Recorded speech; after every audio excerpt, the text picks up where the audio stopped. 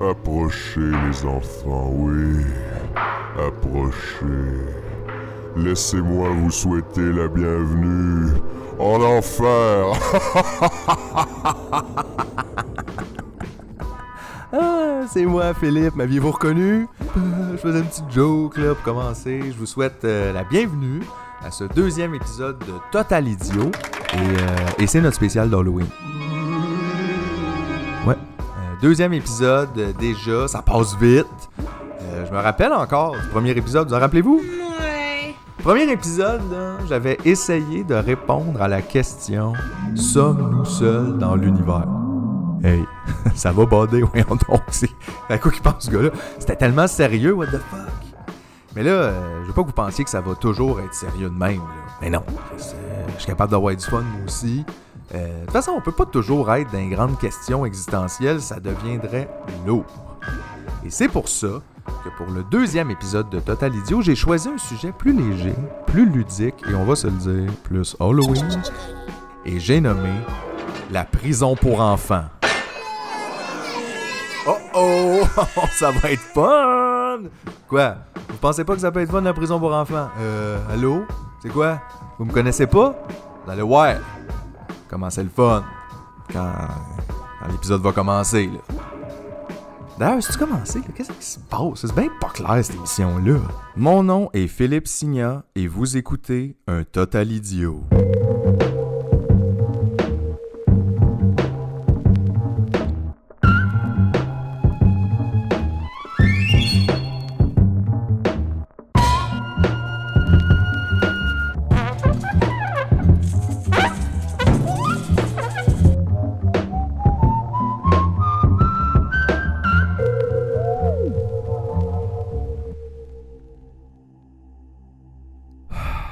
Les enfants. Je sais, ça fait peur. Avez-vous des enfants, vous autres? Moi, j'en ai pas d'enfants.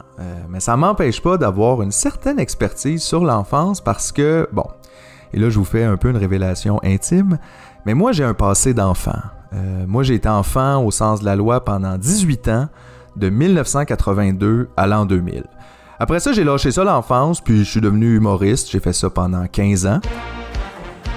Et là, ça fait quelques années que je passe le plus clair de mon temps à faire du podcast. Il n'y a rien dans la vie que j'ai fait plus longtemps que d'être un enfant. Mais un enfant, qu'est-ce que c'est dans le fond? Un mini-clone? Un post-néant? Un pré-adulte? Un ex-œuf? Toutes ces réponses?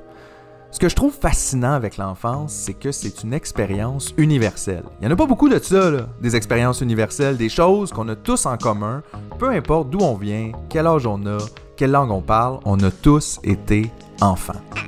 Tout le monde est enfant un jour, mais personne est enfant pour toujours. L'enfance, c'est une expérience éphémère pendant laquelle on apprend à devenir nous. Je te dis qu'il y en a une gang qui aurait dû redoubler! Mais si on a tous été enfants, on n'a pas tous eu la même enfance. Vous rappelez-vous de l'UNICEF? C'est eux qui nous donnaient les petites boîtes là, pour ramasser des scènes noires à l'Halloween dans le temps. Ben, selon l'UNICEF, il y a plus d'1 million d'enfants dans le monde qui sont en prison. Et ça, quand tu dis ça aux gens, il n'y a personne qui trouve que c'est une bonne nouvelle. Personne n'est comme mettre les enfants en prison, excellente idée. Mais non, c'est un des rares sujets sur lesquels on est pas mal tous d'accord. On trouve, en général, que ça n'a pas d'allure. Malheureusement, je suis désolé d'avoir à vous le dire, mais c'est une réalité pas mal universelle. Hein? Il y a des enfants en prison partout.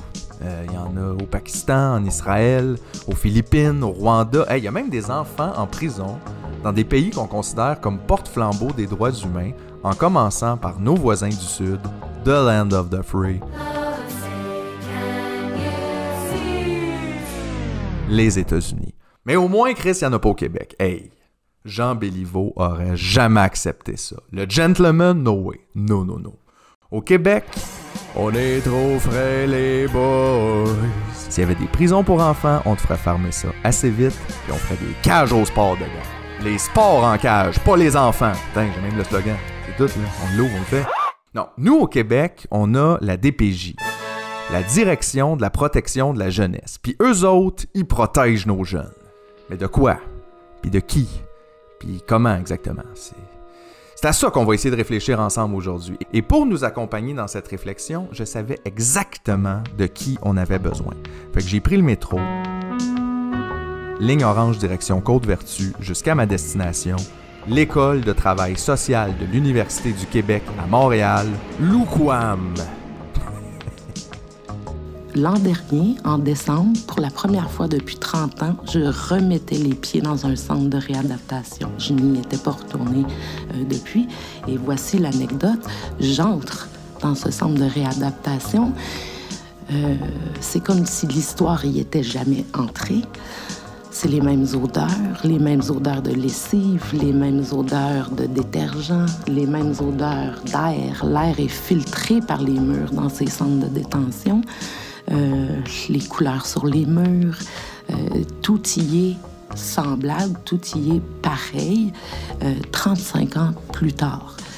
Et je suis sortie de là avec une question, et c'est là que je vous dis, mon témoignage n'a rien d'une présentation de résultats de recherche. Il part de cette question-là que je me suis posée à partir de mon propre vécu, de mon expérience en intervention. Comment se fait-il, comment peut-on expliquer que nous avons des jeunes qui vivent parfois 5, 6, 7 ans dans ces milieux et qu'ils en sortent aussi désocialisés? En principe, ils sont pris en charge par un personnel fort compétent. Ils sont structurés autour d'une programmation clinique qui est 7 jours sur 7 et ils sortent désocialisés avec des inégalités de fait énormes et puis sous-scolarisés, alors qu'ils étaient sous notre charge, sous la charge de l'État.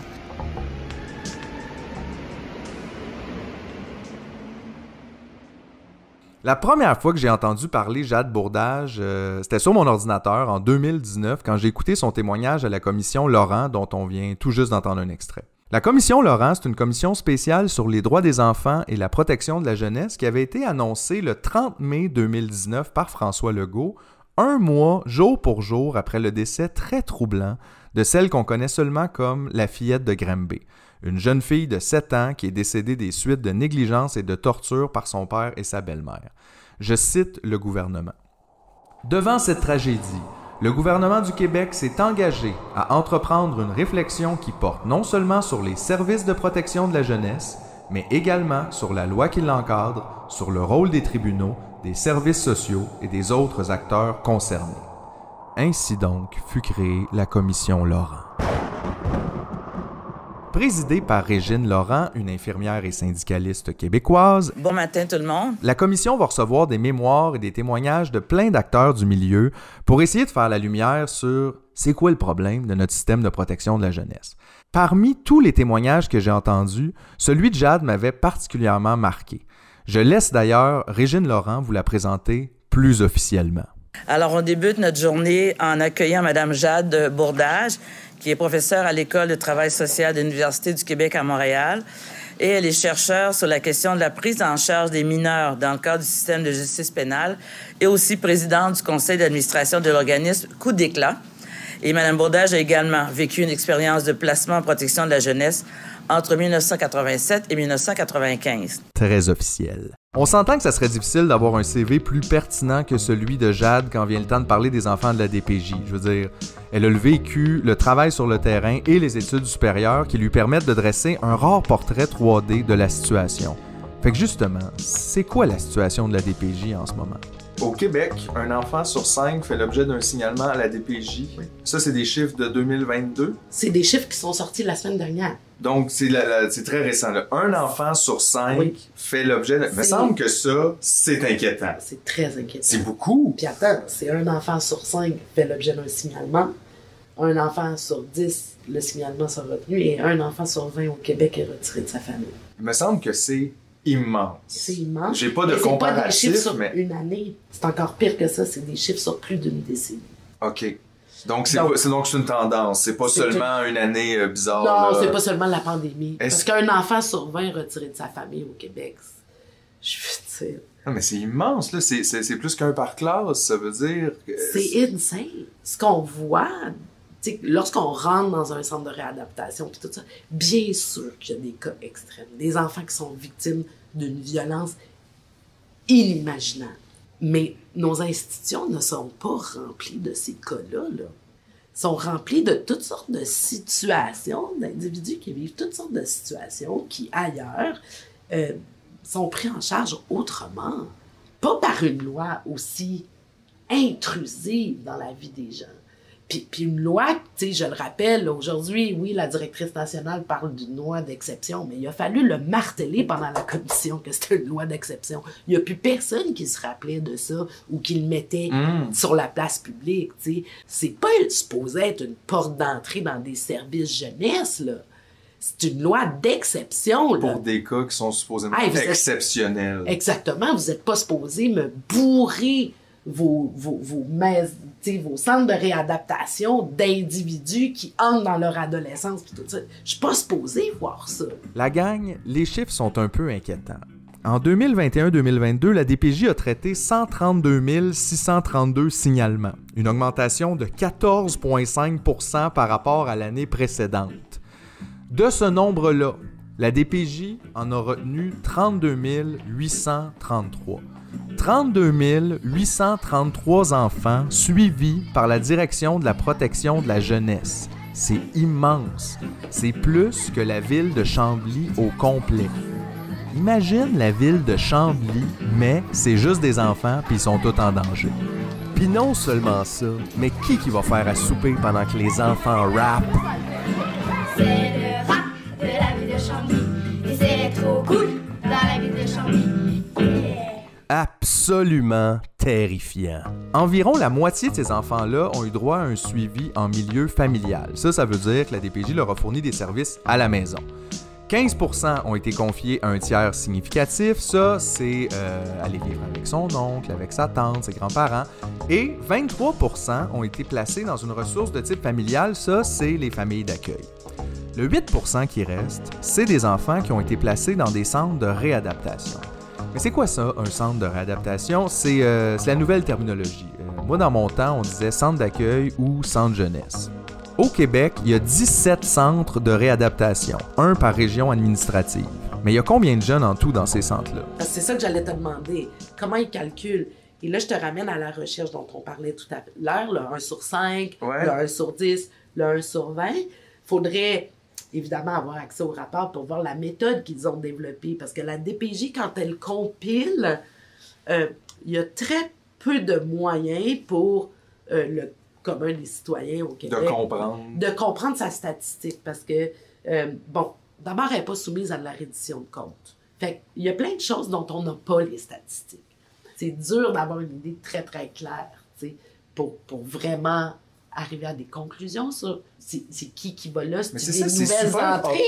Parce que, tu sais, je veux dire, en centre de réadaptation, moi, j'ai connu des gens qui ont été là 7, 8 ans, là. Fait que, tu sais, est-ce qu'ils sont comptabilisés dans les 3000 par année ou parce qu'ils sont déjà placés, on les recomptabilise plus? Tu sais, y a-tu 3000 lits en centre de réadaptation? Ça, c'est bien différent de me dire, y a-tu 3000 lits au Québec? Fait qu'on le sait pas vraiment, mais un calcul rapide de 32 833 cas retenus par la DPJ, multiplié par 8% d'enfants dont le résultat de la prise en charge est le centre de réadaptation, et j'arrive à 2659 enfants. Mais est-ce que ça inclut les enfants qui étaient déjà là? C'est ça qu'on sait pas, là. Il nous manque de contexte. Ce qu'on sait, par exemple, c'est que c'est pas mal d'enfants. Mais coudonc, c'est qui ces enfants-là? Ben, je pense que le profil type du jeune placé en centre de réadaptation évolue aussi avec l'histoire. Puis avec qui on stigmatise dans une société, qui on ne tolère plus, quelle catégorie d'individus on se croit autorisé de redresser moralement ou de corriger ses comportements ou de corriger sa pensée, comment il fonctionne, tout ça. Donc, je dirais que c'est dur de dire s'il y en a des ciblés. Il y a des catégories de population très, très ciblées. Et ça, on a les données. Je pense par exemple aux enfants autochtones. Les enfants des communautés autochtones sont largement surreprésentés dans les institutions. Justement, parlons-en des Autochtones. Dans le rapport de la Commission, il y a un chapitre complet intitulé « Passer à l'action pour les enfants autochtones ». Déjà, je trouve que ça en dit long. Laissez-moi vous en citer 2 extraits particulièrement troublants. Tout d'abord, unanimement, Tous les regroupements autochtones nous ont dit qu'il est inutile de refaire le travail des commissions d'enquête précédentes. Hein? De quoi, là, les commissions d'enquête précédentes? Ah ben oui, toi. C'est la 3e commission d'enquête sur la DPJ en 45 ans d'existence. C'est une bonne moyenne. Et ce que les regroupements autochtones nous disent essentiellement, c'est ça sert à rien de recommencer. On l'a déjà fait. On sait c'est quoi le problème. C'est juste que vous appliquez pas les solutions. C'est comme si les commissions d'enquête, dans le fond, ça servait à temporiser le problème. Par exemple, il y a une fille de 7 ans qui meurt, le monde est fâché. Fait que le gouvernement, il fait quoi? Il annonce une commission d'enquête. Là, ça paraît bien. On a l'impression qu'il se passe quelque chose. Mais la seule chose qui se passe, c'est 2 ans avant que le rapport de la commission soit déposé. Puis rendu là, tout le monde a oublié l'histoire de la petite fille de 7 ans. Fait qu'on prend le rapport, puis on le cache derrière le livre de Mariana Mazza dans la bibliothèque de François Legault, et on l'oublie. C'est fou, hein? C'est comme si c'était ça le plan depuis le début, dans le fond. Et deuxième extrait particulièrement choquant du rapport de la commission, c'est mon opinion, je vous le cite. La situation des enfants autochtones doit faire l'objet d'une attention particulière. L'histoire coloniale teinte toujours les relations avec les Autochtones. Le système de protection de la jeunesse est perçu comme un prolongement des pensionnats. Avez-vous compris la même chose que moi? Le système de protection de la jeunesse est perçu comme un prolongement des pensionnats. Et là, on parle des pensionnats autochtones, là, ceux qui ont fait la manchette à l'été 2021, quand on a retrouvé des sépultures anonymes d'enfants sur les terrains des pensionnats. Pour vous rafraîchir la mémoire, voici la situation telle qu'on la connaît en ce moment. Au total, 150 000 enfants de 4 à 16 ans des Premières Nations et des peuples métis et inuits ont fréquenté 144 pensionnats. De ce nombre, au moins 4100 y sont officiellement morts, sans compter les enfants dont les corps continuent d'être découverts. Environ 1967 fosses ont été découvertes grâce à la technologie radar, mais seuls 11 sites de pensionnats ont fait l'objet de fouilles. Tabarnak de Chris de Calice. Et là, laissez-moi être très clair. Je pense pas que personne essaye de dire qu'il y a des tombes anonymes autour des centres jeunesse. Mais le simple fait que le système de protection de la jeunesse soit perçu par la communauté autochtone comme un prolongement des pensionnats devrait nous sonner une cloche. We need to create facilities for our own. We're taking children from their families. That's one thing to take kids from their families and put them with their grandparents, with their aunts, with their uncles. When we take them off reserve and we have to put them elsewhere, that's like ripping everything away from them. Their cultural, their identity, their language. Ce que je comprends du témoignage de Valérie Lahache et des autres intervenants autochtones qui sont passés devant la commission Laurent, c'est que pour les communautés autochtones, la DPJ, c'est le nouvel outil légal dont dispose l'État pour kidnapper ses enfants. On a eu plein de cas où, par exemple, les jeunes autochtones essayaient de parler leur langue dans une unité. On leur refuse. On leur refuse complètement. Ou encore, prenons un exemple extrêmement simple. Je veux dire, le centre de réadaptation à Bécomo va chercher des enfants dans des familles autochtones à Sept-Îles. Comment voulez-vous que ces jeunes-là entretiennent des relations stables avec leur famille? Tu sais, on s'en calisse. On ne peut pas prétendre que le système dans son ensemble est raciste. Vous êtes pas tannés, vous autres, de vous faire mentir en pleine face? Pensez à ça, on prend une pause.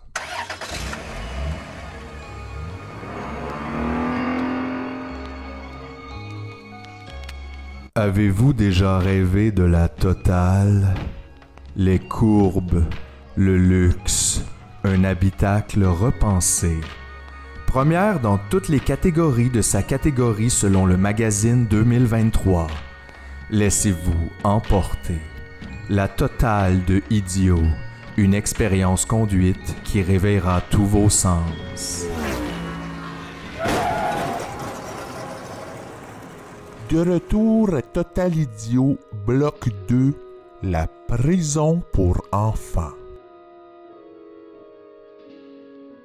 Définition du mot carcéral, relatif à la prison. Tu parles beaucoup de carcéralité en lien avec les centres de réadaptation. Pourquoi ce mot-là est important? Je pense qu'il est important parce que il vient mettre un mot, c'est quelque chose qui nous permet de mieux comprendre l'expérience. Puis pas juste des jeunes, des travailleurs aussi. Parce que c'est un milieu extrêmement contraint, où le temps, où le déplacement, la mobilité est gérée, où les rapports affectifs, les relations intimes sont limitées. Les gens qui vivent dans un centre de réadaptation vivent dans ce qu'on appelle un état d'exception, c'est-à-dire les règles du droit commun, ce que nous, on vit dans la société, sont complètement suspendues. Est-ce que j'exagère si je dis que les centres de réadaptation, c'est des prisons pour enfants? Si j'arrive sur la place publique puis je dis les prisons juvéniles, je risque de ne pas être entendue, je risque de même pas être comprise et je risque de même pas bien traduire l'expérience de ces individus-là parce que, par exemple, mon collègue Nicolas Salé avait fait des entrevues avec des jeunes dans un centre de réadaptation, puis il y en a un qui disait « Ouais, c'est un peu comme la prison, mais c'est pas comme la vraie. » Mais bon, il dit ça, le jeune, il n'a pas encore vécu la prison. Aussi, fait que, ouais. Mais lui, l'image qui se fait de la prison, c'est pas la même chose. Puis bon, techniquement, on a trouvé des moyens de contourner juridiquement le fait qu'on emprisonne des jeunes. On a un corpus législatif qui ne permet pas de nommer ça de cette manière-là pour plein de gens, soit qui sont historiens, soit qui sont juristes, soit qui sont historiens du droit. Ah, fait que dans le fond, il y en a des prisons pour enfants au Québec. C'est juste que nous, on est assez wise pour pas appeler ça des prisons pour enfants. Parce que les mots, c'est important. C'est avec ça qu'on se communique la réalité. Prison pour enfants, ça sonne pas bien. Hey, qui veut travailler à prison pour enfants? Freddy Krueger, voyons donc! À présent, vous êtes tous mes enfants. Si on appelle ça de même, les gens seront pas d'accord. Mais mettons qu'on appelait ça un centre jeunesse. C'est moins pire. Le centre jeunesse, Chris, on dirait un spa. Bain vapeur, roche chaude, petit massage. Mais là, c'est quasiment trop, là. C'est quoi? Les enfants qui ont de la misère sont à l'ovarium? Avec mes taxes? OK, attends. Centre d'accueil. Ça, c'est pas pire, ça. Ça sonne accueillant. Hein? Qui n'aime pas être accueilli? Mesdames et messieurs, veuillez accueillir tous nos petits bums! Mais centre d'accueil, ça fait penser aux petits vieux, par exemple, puis le monde le sait, là, comment on traite nos petits vieux dans les centres d'accueil, fait que peut-être ça serait mieux de pas aller là. Hey, sais-tu quoi, je l'ai? On va dire centre de réadaptation. Ça sonne médical, tu connais rien là-dedans, fait que fie-toi sur moi. Puis les jeunes sont en de bonne main, là. On les réadapte, c'est quoi? Tu veux des jeunes pas adaptés? Et c'est comme ça qu'on réussit à mettre des enfants en prison sans que personne s'en rende compte. Même Jean Béliveau a rien dit, le gentleman! Oui, Et pour arriver à ça, je sais pas si vous avez réalisé, mais on a fait le contraire de l'Halloween. On n'a pas déguisé les enfants, on a déguisé la prison.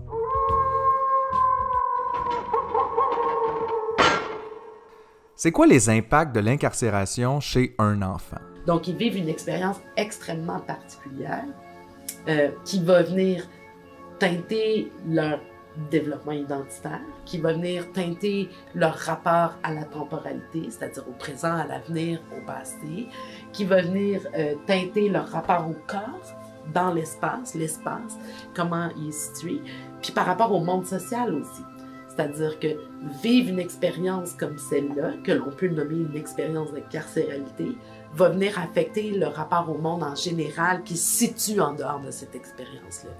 Comme moi, par exemple, dans mes premières années de travail de rue, j'étais capable de reconnaître quelqu'un qui avait été institutionnalisé. Un corps institutionnalisé est un corps qui ne se déplace pas de la même manière dans l'espace, qui n'entre pas en relation avec les autres de la même façon, qui livre ses confidences, son intimité, pas de la même façon que quelqu'un qui a appris à se préserver, à garder quelque chose pour lui-même, à se protéger un peu de l'espace public. En institution, ton corps appartient à l'espace public. Pour le fun, là, le gros fun, j'ai cherché des études sur les effets de l'incarcération sur les mineurs et, à ma grande surprise, j'en ai pas trouvé tant que ça. Des études, là, pas des effets. Et moi, je pense que c'est parce qu'on s'en doute un peu des réponses. Je veux dire, il n'y a pas beaucoup d'études sur l'effet d'un clou dans l'œil non plus. Pas très bon, merci. Ne pas faire, s'il vous plaît. Mais quand même, j'ai mis la main sur l'article suivant. Les effets de l'incarcération chez les mineurs, publié dans le journal Neuropsychiatrie de l'enfance et de l'adolescence, un journal auquel vous n'êtes pas abonné. Et moi non plus. En passant, je ne l'ai pas lu, là, cet article-là, parce que ça coûte super cher d'avoir accès à de la recherche scientifique en ligne. Fait que, abonnez-vous à notre Patreon, s'il vous plaît. Mais oui, s'il vous plaît! Mais par chance, j'avais quand même accès au résumé et le résumé de la conclusion nous dit pas mal tout ce qu'on a besoin de savoir et dont on se doutait de toute façon depuis le début. Conclusion. L'incarcération des mineurs accroît et inscrit une agressivité et une violence qui, au départ, n'était qu'une demande d'appartenance à l'être social, au lien social.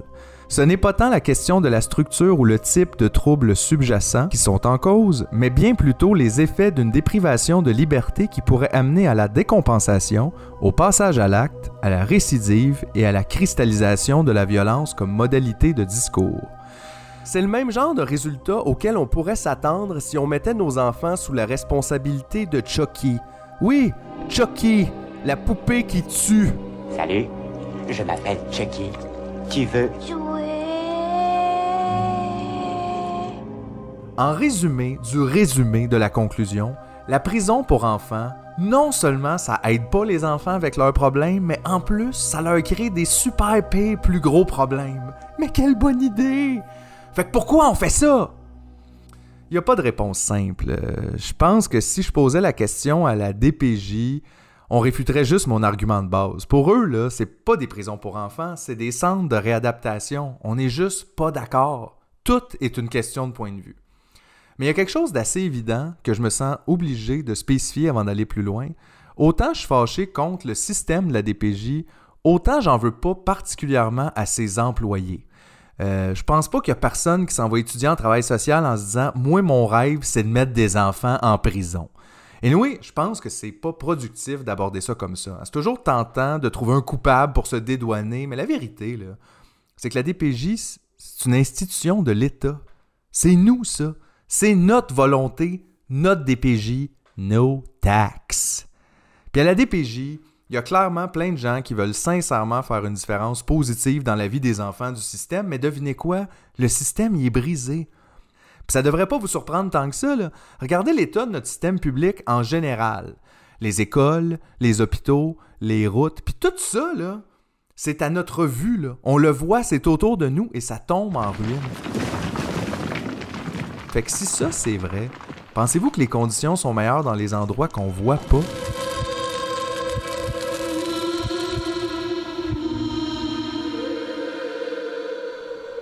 Mais rendu là, j'avais quand même besoin de parler avec quelqu'un qui travaille à la DPJ pour mieux comprendre c'est quoi cette réalité-là.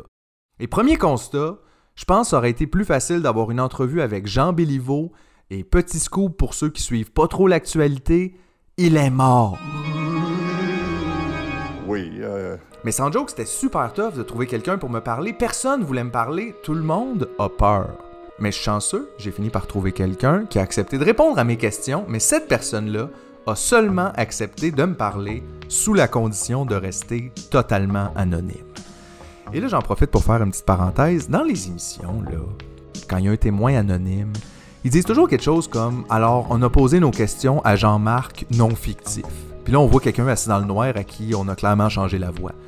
Et moi, je suis comme « De quoi Jean-Marc non fictif? Hey, c'est un nom fictif! C'est le temps, là, d'avoir du fun! Laisse faire Jean-Marc! » Bon.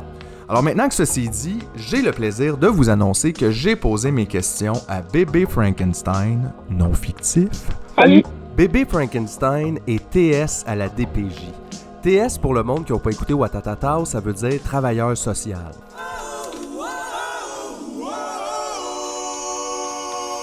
Qu'est-ce qui t'a mené là? Pourquoi tu as choisi cette job? J'ai toujours été intéressée. Moi, c'est clair que je travaille avec des familles. Je m'intéresse à la parentalité. Puis, je sais pas, pendant mes études, je m'intéressais à la DPJ. Le côté de la population vulnérable des enfants, ça m'intéressait. Puis en même temps, j'y allais un petit peu en étant critique de la patente. Donc, en me disant, ben, tout le monde qui critique, il va pas, ben, je sais pas, il y a personne comme pour Pour changer les choses. C'est pour essayer de changer une petite affaire, là, tu sais. C'est quoi la réalité d'un employé de la DPJ en 2023? OK. Ben, en général, je dirais que tu as une charge de cas de entre 15 à 20 enfants. OK. Là-dedans, il faut que tu les vois dans tout ce qui est tâches à faire. Donc, tu dois les voir une fois par mois dans leur milieu de vie. Donc, s'ils habitent chez leurs parents, s'ils sont en famille d'accueil ou s'ils sont placés en unité. Donc, tu dois les visiter une fois par mois. Tu dois rencontrer les parents aussi régulièrement. Tu as des journées au tribunal, donc aller présenter ton rapport puis les orientations de la direction. Au final, nous, on s'en va comme défendre la position de la direction de la protection de la jeunesse. Dirais-tu que vous êtes surchargé? Totalement. Totalement? C'est pratiquement impossible. C'est des fois de mettre les bouchées doubles sur un seul dossier qui mériterait ton attention, mais en même temps, les autres choses prennent du retard, ça le fait dire. Fait que souvent, on se ramasse un peu à aller à l'essentiel, puis au minimum, je te dirais. Fait que sans surprise, comme les infirmières, les profs et à peu près tous les employés de la fonction publique, les employés de la DPJ sont surchargés et mal soutenus par un système dont les murs craquent. Eux autres aussi, ils font juste leur possible. Mais, moi, ce que je veux savoir, c'est est-ce qu'ils sont capables d'être critiques de ce système-là, même en étant à l'intérieur? As-tu l'impression que le système de la DPJ aide ou nuit aux enfants qui prend en charge en général? Les deux. C'est ça, ça dépend évidemment des cas, là, ouais. Ouais, parce que je serais plus là si je pensais qu'on fait juste nuire. Il y a des cas où vraiment on aide, il y a des cas où la famille a vraiment besoin de soutien, puis dans certains cas extrêmes, l'enfant peut pas rester avec ses parents. Ouais. Bon, les abus, de la négligence chronique grave, on est là aussi pour ça. Par contre, le manque de moyens, moi je pense qu'on nuit à cause d'un manque flagrant de ressources. Là, j'ai des enfants dans mon caseload qui sont pas aux bons endroits et qui n'ont pas été aux bons endroits dans les dernières années par manque de ressources. T'sais, des familles d'accueil, il nous en manque, puis des familles d'accueil qui sont capables de dealer avec des enfants poqués, là, qui sont hypothéqués puis qui ont des défis. Ouais. On se ramasse avec des enfants qui, au départ, avaient pas tant de problèmes de comportement, mais que personne ne sait vraiment où les pitcher parce qu'on manque de ressources, puis on finit par les mettre dans des unités, là. Je pense qu'on fait partie parfois du problème dans la espèce de roue qui tourne, mais on est devant un petit sac, tu sais, je veux dire, parce que comme il n'y a pas de ressources, cet enfant-là, qui mord tout le monde, mettons, puis qui brise tous les meubles dans une maison, je peux comprendre que je jetterais la serviette en disant, écoute, cet enfant-là, il est too much, mais là, tu reviens en arrière, cet enfant-là, il est poqué parce qu'il a vu des affaires pas possibles. Fait qu'il arrive poqué dans une famille d'accueil, qui baisse les bras, essaie une autre famille d'accueil, là, cet enfant-là, il est comme, il est dans déchirement, il est pas capable de s'enraciner nulle part. Et on finit par le mettre, tout ça, dans un centre d'accueil, un centre de jeunesse, puis pour moi, contribuer au problème de cet enfant-là, là, des fois, on en pleure, là, des fois, nous, dans les bureaux, là, je veux dire, si, mettons, là, un super beau système avec des beaux foyers de groupe, des éducatrices, des éducateurs qui sont solides, ça fait 20 ans qu'ils font ça, puis qu'on fait de la vraie réadaptation, c'est comme, on sait où on s'en va, puis on a un plan de match. Oui, on pourrait comme faire des beaux placements comme ça, mais la réalité, c'est qu'on patch, on envoie où est-ce qu'il y a une place, avec roulement d'éducateurs. Comprends-tu, genre, que... Ouais, je comprends, c'est ça, c'est que t'as pas tous les outils que t'aurais besoin pour vraiment faire la job que tu voudrais faire, dans le fond. J'ai vraiment pas tous ces outils-là. D'ailleurs, ça me fait penser, est-ce qu'il y a une offre de support psychologique quelconque de la part de la DPJ? On fait des fois d'aller au PA, c'est le programme de nos employés, comme ce que dans toutes les entreprises, pas mal. OK. Au Québec, ça devrait être plus qu'ailleurs, de mon avis. Si t'es pas parti en arrêt maladie tes 5 premières années, c'est quasiment pas normal, là, Ouais, c'est ça, faut être inquiet pour toi, finalement. Ouais, un peu, tu sais, là, je veux pas que les gens pleurent sur notre sort, Non. Mais, tu sais, la complexité de la job aussi, tu sais, on va au tribunal, on est porteur de rapport, on s'en va défendre ça, on se fait questionner par des avocats de la défense qui nous rentrent dedans, les juges qui questionnent, tu sais, le stress est quand même important dans cette job-là, puis il y a tout l'autre bout qui est lié avec l'agressivité de certains parents, certains jeunes. Ouais. Puis aussi les responsabilités quand même intenses qu'on vous demande de porter, là. Je veux dire, c'est pas rien, là. Vous occupez pas d'outils de jardin non plus, là. C'est des enfants, fait que j'imagine que tu dois ressentir une pression. Vendredi dernier, c'était une grosse semaine, puis vendredi 6 heures, j'ai craqué. J'ai braillé pas vite, mais pas toutes les semaines comme ça. Mais des fois, c'est beaucoup. Question, est-ce que tu as l'impression, ou avez-vous l'impression, à la DPJ, de vivre un peu sous la loi de l'omerta? Oui. Oui, moi je trouve que oui. Puis pourquoi tu penses que c'est comme ça? Je sais pas, je pense que c'est quelque chose qui est installé dans le réseau de la santé, puis même de plus en plus dans le réseau de l'éducation. C'est comme si c'était les profs qui faisaient comme une montée de lait sur les réseaux sociaux pour envoyer. Je sais pas, j'ai l'impression que graduellement, avec, on a des gouvernements plus conservateurs, fait que ça s'est installé tranquillement. Je pense que cette loi, tu n'expliques pas parce que c'est pas l'employeur comme tout le monde, je veux dire. C'est l'État. C'est l'État, c'est nous, on est quand même dans une société démocratique, là, je veux dire, être capable de parler comme que le réseau de la santé, le réseau de la DPJ, c'est des choses qui fonctionnent pas, tu sais. Cette loi du silence-là est pour moi super dangereuse, Ben oui, c'est qu'en fait, ça permet de continuer dans le statu quo sans que personne le réalise. C'est un peu ça le problème, je pense. Là. D'ailleurs, qu'est-ce que tu penses que le grand public sait pas puis devrait savoir à propos de la DPJ? On peut juste dire qu'on n'a pas des bonus quand on place des enfants. Ça serait bien le bout de la marde. Oui, une chance. On est minoritaires, les travailleurs sociaux. Dans les équipes de type dans la job que je fais, mes collègues sont criminologues de formation, quelques psychoéducateurs, donc ils ont une maîtrise en psycho-aide, ou des TS. Mais des TS, on est rendu minoritaire à la DPJ. Fait que ça, parce que moi, ce que je comprends de ça, c'est que c'est un peu comme l'idée de ce qu'on cherche, on finit par le trouver. Fait que si on cherche, en partant de la criminologie, on va en trouver des choses pour fitter avec ça, mais c'est aussi notre approche qui influence un peu ce qu'on trouve comme problème, puis après ça, quelle approche on prend pour essayer de régler ces problèmes-là. Est-ce que tu es d'accord avec ça? Moi, je pense que oui. C'est sûr que ça change ta vision, sauf que le problème est un petit peu arrivé à l'envers. C'est-à-dire que je pense pas me tromper en disant qu'il y a 20-30 ans, c'était majoritairement des TS qui travaillaient à la DPJ. Les conditions se sont tellement... sauf que les TS peuvent aller travailler pas mal partout dans le réseau. Tu peux aller travailler en CLSC, tu peux aller travailler dans un hôpital. Je pense que peu à peu, les TS ont quitté le navire. La DPJ a élargi ses critères d'embauche en disant, bon, ben, n'importe quoi, c'est un bac en sciences humaines, tu sais, qui est dans une relation d'aide, là, fait que c'est engagé. Qu'est-ce qui fonctionne pas dans le système? Mais je pense que c'est le réseau au complet, tu sais, c'est une école qui signale parce qu'elle sait pas quoi faire, là, mettons, là, parce qu'un enfant, il devrait y avoir tellement de choses en amont, tu sais, tellement plus de services pour sortir le monde de la dèche, là, tu sais, puis ça arrive chez nous quand vraiment, là, c'est des colos, puis c'est du monde qui sont juste pas trop pris dans de la toxico pour juste réaliser qu'il y a un problème, mais tu sais, il y en a plein d'autres que c'est de l'argent dont ils ont besoin, c'est du service. J'ai l'impression qu'on changera pas la DPJ tant qu'on réalisera pas que c'est le reste du réseau de la santé qui est en train de couler, tu sais. Ouais, il manque quelque chose, en fait, entre vous, le service d'urgence de fin de ligne, puis ce que j'appellerais, disons, les services plus normaux là, pour tout le monde, l'école, la santé, puis tout ça, mais peut-être des étapes entre les deux qui permettraient peut-être de réchapper des jeunes avant qu'on se rende là? Peut-être, parce que quand t'arrives, c'est triste à dire, mais j'ai beaucoup de pouvoir dans la vie des gens. Oui. Puis moi, là, si la DPJ débarquait chez nous, même si j'ai un grand besoin de service, là, je ne triperais pas, là, puis je suis pas sûre que je serais la personne la plus collaborante au début, là, c'est peut-être quelque chose, effectivement, où on n'est pas dans la coercition, justement. Là. Ouais. Peut-être qu'on en rattraperait beaucoup de gens comme ça, parce qu'on peut vraiment dire qu'on a des mesures volontaires et judiciaires, tu sais.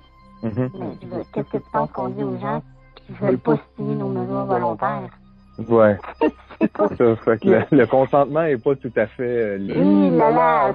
Non, pas vraiment. Même si c'est glauque, pas à peu près tout ça, ça m'a rassuré un peu. D'avoir cette conversation, il y a quand même une reconnaissance là, que le système doit changer là, de l'intérieur. Honnêtement, je commence à l'aimer, bébé Frankenstein. Mais je savais qu'il fallait aussi que je lui pose la question difficile, là, la même question que j'ai posée à Jade tantôt. Puis je savais pas trop comment ça allait être reçu. Moi, j'appelle ça des prisons pour enfants. Trouves-tu que j'exagère en disant ça?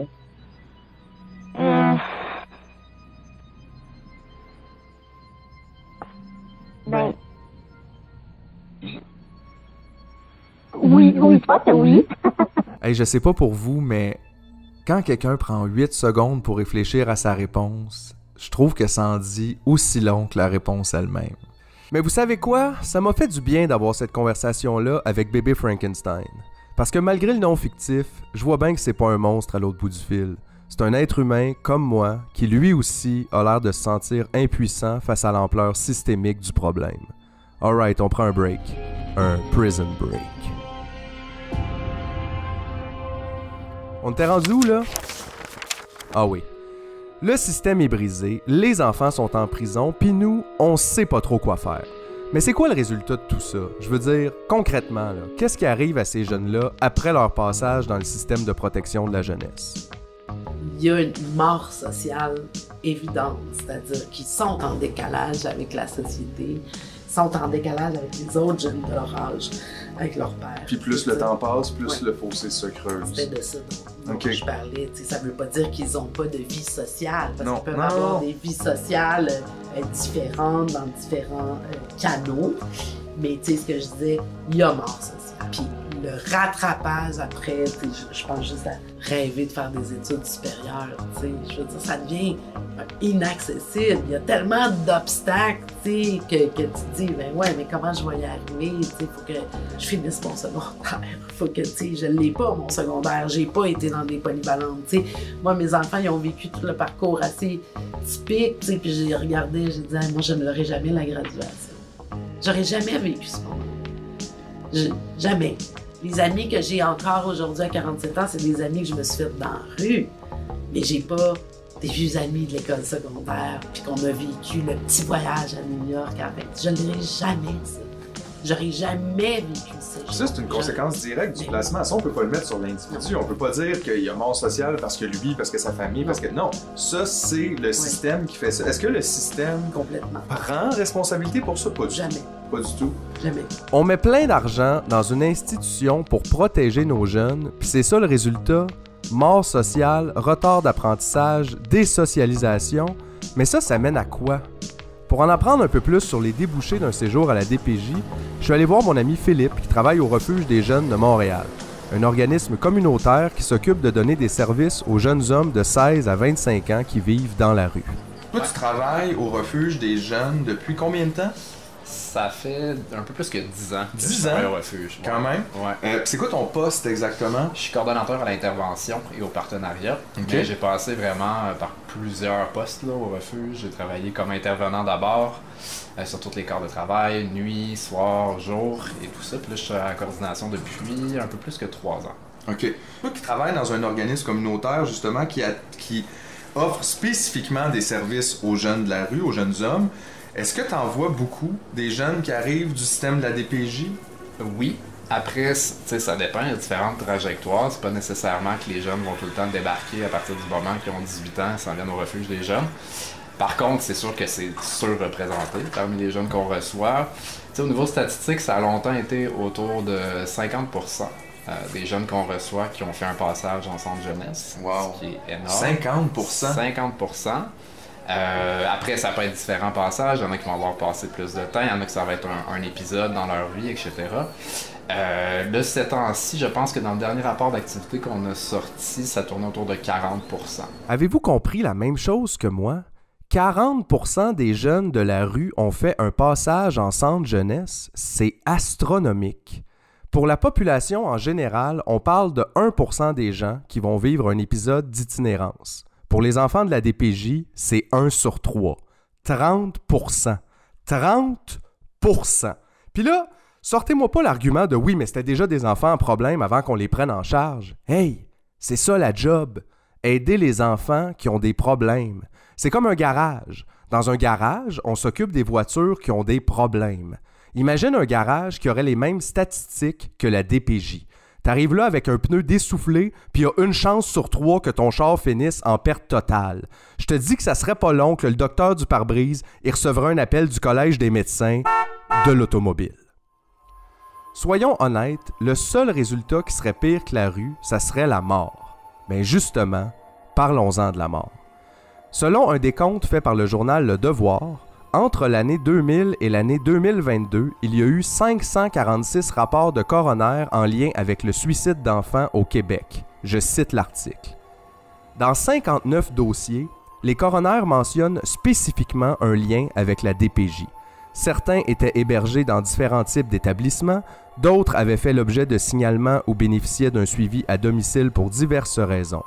Cela représente un peu plus de 10% de tous les suicides d'enfants au Québec, alors qu'ils ne sont que 2% à être sous la responsabilité de l'État. Je sais plus comment mettre de l'emphase sur à quel point tout ça n'a aucun calice de bon sens. Ça se peut-tu qu'on ait un problème? Ça se peut-tu que notre système ne fonctionne pas? Puis ça se peut-tu qu'on préfère fermer les yeux parce que c'est honteux?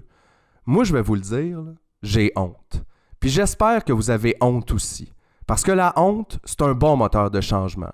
C'est comme être assis dans sa marde. C'est pas agréable. Ça donne envie de changer, ne serait-ce que de culotte. Mais là, vous allez me dire, c'est quoi les solutions, Philippe? Hein? Parce que c'est de même le monde.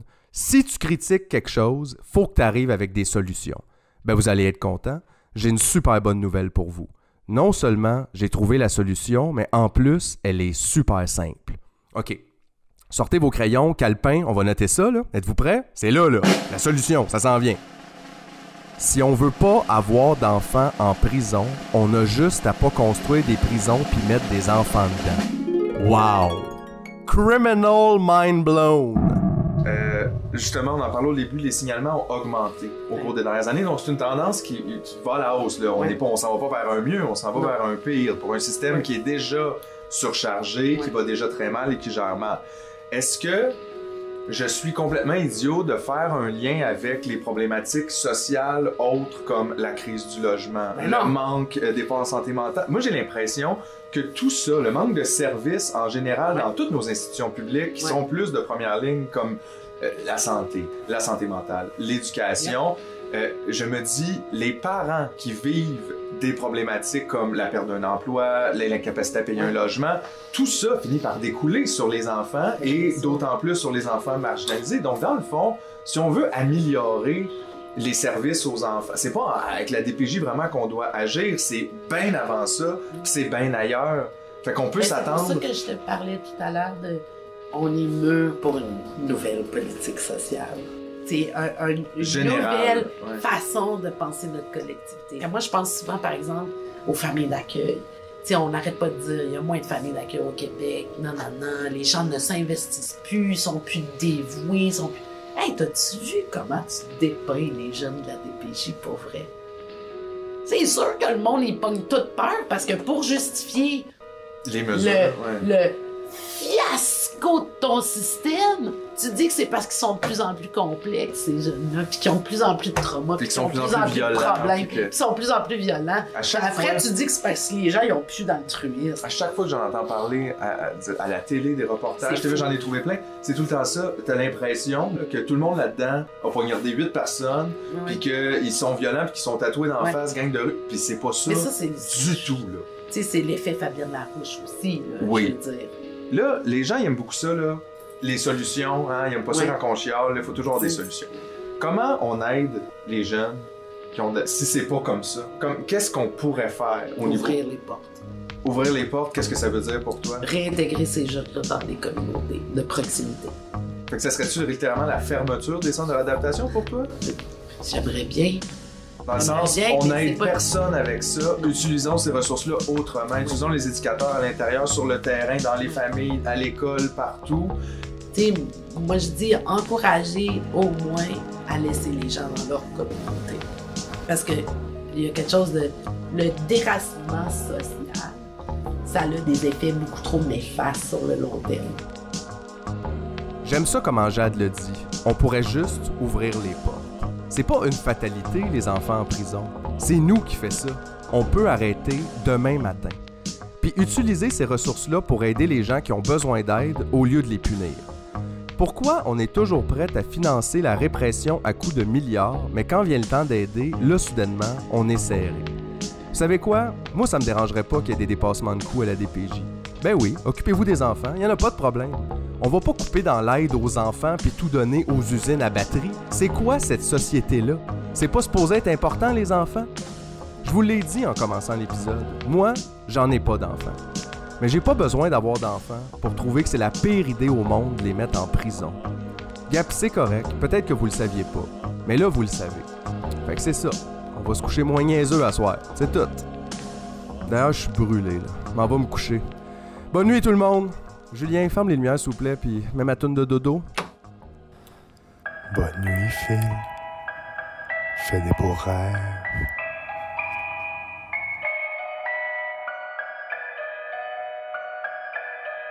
Oh.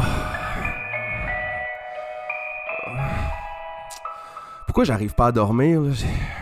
On dirait que j'ai comme un drôle de feeling, comme si j'avais oublié quelque chose. Bien que depuis toujours, l'on dise que notre système fonctionne en ayant l'enfant et les intérêts de l'enfant en son centre, on peut très bien placer quelqu'un au centre, mais toujours être en train de parler de lui sans que lui ne puisse parler. Oh, fuck. Ça fait 1 heure que je parle de ça, puis j'ai donné la parole à tout le monde, sauf les jeunes. Shame on me, Philippe. Bon, ben, je pense que j'ai pas le choix. Ça va prendre un part 2! Dans le prochain épisode de Total Idiot. Là, ça serait comme ici, qu'on mettrait comme un extrait du prochain épisode. Là. Hein? Tu sais, ça serait comme... il a dit ça. On a dit ça? Oh, il a dit ça aussi. Hein? Tu sais, puis là, après, c'est le petit bumper de la fin. C'était Total Idiot et mon nom s'appelle Philippe Signa.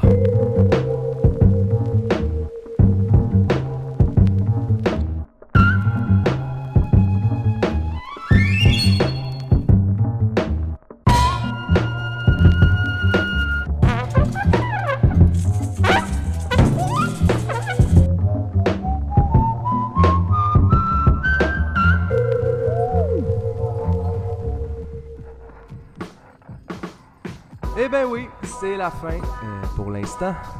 Merci à tous ceux et celles qui ont donné leur temps et leur voix à cet épisode, en commençant par mon idole Jade Bourdage. Merci pour tout. Protégez cette femme à tout prix, s'il vous plaît. Bébé Frankenstein, merci infiniment. Philippe du Refuge, merci mon ami. Julien Charbonneau, mon collègue fait en bonbon, 1000 fois merci. Et merci à tous mes totales idiots. Je vous nomme tout de go Adam B. Bolduc, Alexandre Dubuc, Alexandre Girard, Alexandre Morancy, Alexandre Proux, Alexis Bernard, Anaël Haché, Anne, Anthony Savoie, Ben et Joël, Bernard Fournier, Boubou, Carestavi, Caroline Fournier, Chloé Leroux, Christian Bissonnette, Christine Mallet, Dave à +2, David A.B., Enola, Éric Lauzon, Félix-Antoine Jaudoin, Flavinsky Molotov, Gabriel Dumontier, Gabriel Laperrière, Guillaume Poudrier, Guillaume Sauvé, Jean-Christophe Bellil-Pimpon, Jean-Mathieu Chénier, Jean-Michel Brassard, Jean-Michel Filion, Jessie, Jimmy Bob, John Pelletier, Joli Cœur, Jonathan Vaillancourt, JP Dolby, JSDC, Julie Beauregard, Julien Laumonier, Julien Millette, Jérôme Turmel, Lenny Marchand, Manon Landry, Marc Lecourt, Marc-Antoine Simard, Marianne Blais-Tardif, Marie-Christine Lechat, Martin Donaldson, Maryse Perron, Mathieu Desjardins, Mathieu Fournier, Maxime Pelletier, Maxime Sabourin, Maxime Sauvage, Mel B, Zoé Pinault, Nicolas Gauthier, Oscar Côté-Laperrière, Patrice Bonhomme, Patrick Roy, Philippe Beauchamp, Pierre-Olivier Vallée, Poutine Alternative Santé, Pénélope Boutin-Renaud, Roxane Baribeau, Samuel Pravogne, Samuel Péloquin, Sébastien Ménard, Sébastien Harpin, Simon Chamberlain, Simon Giroir, Simone LB, Ski Félix, Sophie Junior Carrier, Sébastien Gilbert Lavoie, de Joe Cassette, Thierry Mercier, Total Anonyme, Vincent Gagnon, William Savard, Xavier Dragoon, Xavier Lachapelle-Roy et Yannick Maltais-Verrette. Merci tout le monde.